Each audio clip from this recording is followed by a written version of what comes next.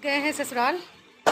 और वो जो सामने से मकान दिख रहा है वो हमारा है, और यहाँ पर बैठी हैं हमारी जिठानी जी और चाची जी।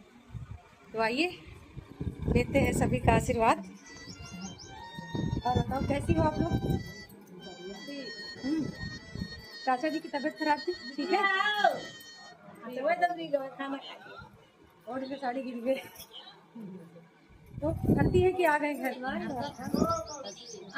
पिछली बार हम आए थे तो पता चला था कि चाचा जी की तबीयत खराब है, तो थोड़ा सा जल्दी में थे, चले गए थे, मिल नहीं पाए थे। कोशिश करते हैं कि आज चाचा से मिल के जाएं। तो भाई ये है अपने गांव का नज़ारा। और हम लोग बहुत ज़्यादा वीआईपी नहीं है, एक सामान्य फैमिली से हैं। तो जैसा भी हमारा गांव है हमने आप सबको दिखाया। तो कभी समय मिले, अगर कोई इधर से जाता है तो हमारे गांव, हमारे परिवार से मिलते हुए सब लोग जाए ना। चलो